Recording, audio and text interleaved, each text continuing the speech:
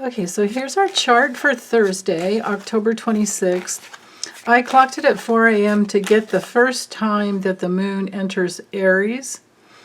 But no matter what time of the day it is, all the way through late into the evening, we are going to have an inconjunct quincunx aspect hitting the Sun, Mercury, and Mars in Scorpio.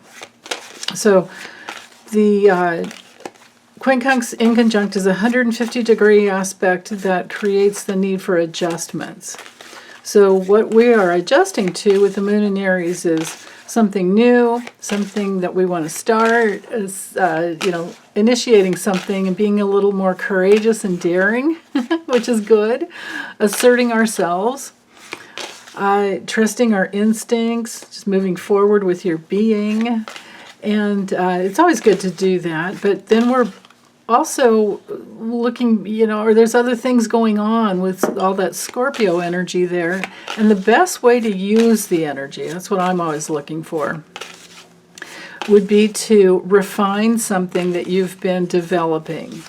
And you might feel like you're going back and forth during the day and you're just wasting time, and it might be a little frustrating, but try to be gentle with yourself. And especially with others, of course.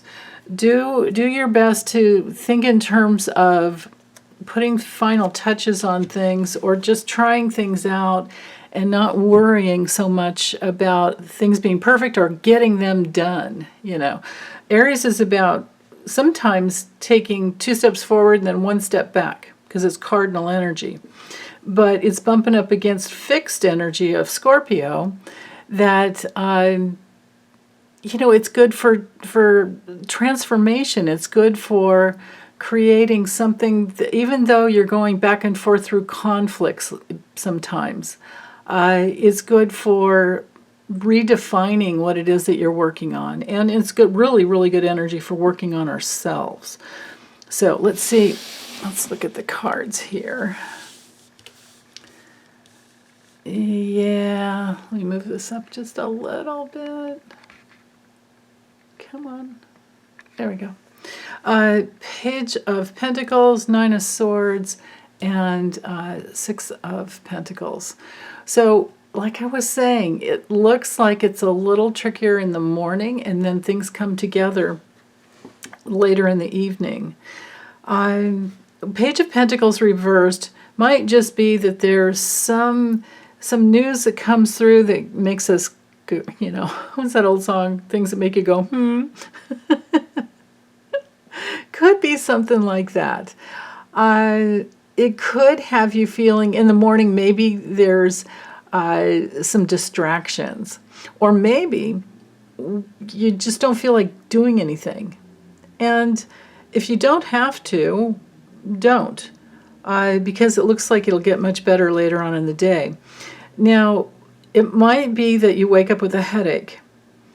And with the 9 of Swords, it's often my headache card. If that's the case, it's probably most likely that there's a chronic dehydration, going on, or chronic levels of dehydration in your body that's going on. Our brains happen to need they operate best with about 92%, or the functioning healthy brain is 92% water, I think. Check it, look online, Google that and see what you guys get. But if I remember correctly, that's what it was. Our bodies are 70-something percent and brain is 90%, I think, 92. But anyway, for me, when I get a headache, it's something I ate that had some additives in it that I didn't realize was there. I thought, I'll just try this, and then, they don't always put things on the labels, so it's not really, if you're sensitive that way, it's not really safe to just go ahead and eat just anything willy-nilly that's processed, right?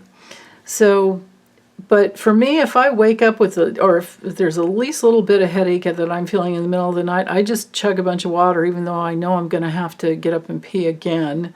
That kind of thing. And first thing I wake up, I drink a big 20-ounce thing of water because, if you don't drink if you don't get it in first, then you go have coffee, and and then you get busy, and that's the biggest problem. Is first thing in the mornings, usually we're very busy, and if we are slightly dehydrated from the coffee, because whatever coffee we have, we need to have double the amount of water to push it through, and then if we get so busy we forget to drink water, then there we are by noontime with a headache developing.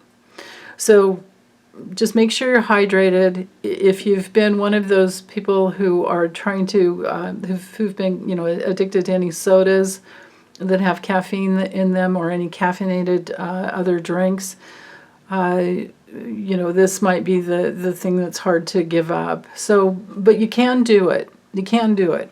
If it's not about dehydration or something you ate with, well, let's see, like a yeast additive or yeast extract, or, which is code for MSG. If it's nothing like that, this can be sometimes just the tiredness that we go through in the body when we are going through the dark night of the soul.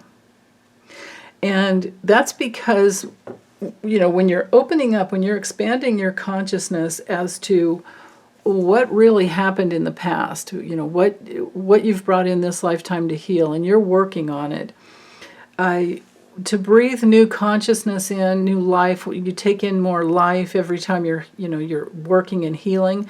It brings more life force into our connective tissue, and that in turn affects the tense integrity, is the word that they use in healing school, I remember.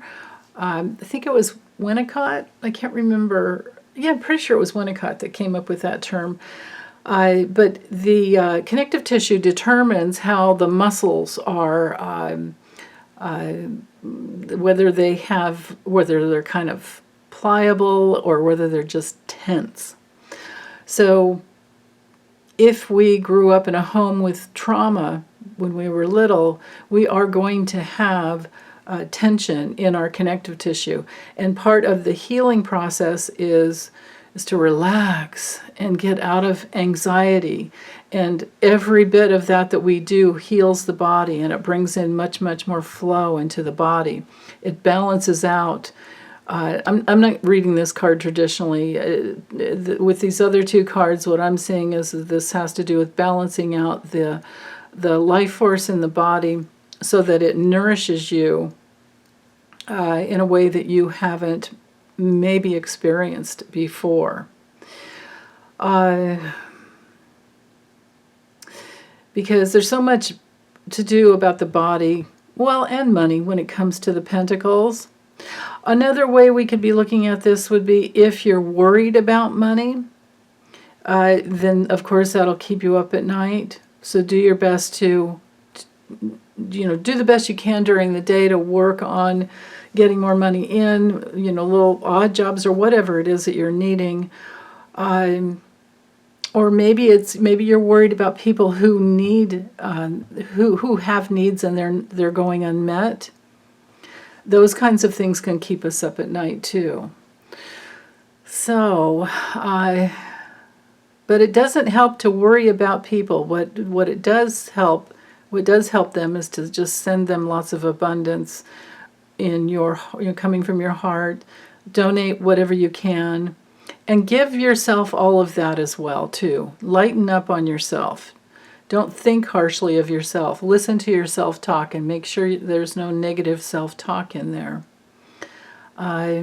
Yeah, I could go on about this for quite some time, but it's really more something that would be better off in a personal session.